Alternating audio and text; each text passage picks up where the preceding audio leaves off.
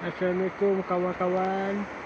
Hari ni saya janjikan nak buat live lah untuk tarik bento, tapi keadaan tak mengizinkan Air terlalu kuat Air terlalu kuat. Bento saya sudah hanyut Ada 6 biji saja. Yang lain sudah dihanyutkan ombak. Nanti saya akan update hasil Terima kasih. Ikan hari ni tak berapa banyak Air sangat besar. Ikan tak banyak. Ini hasil kelanang, tak banyak. Ini ikan apa saya tak tahu. Ikan malong ke apa ni.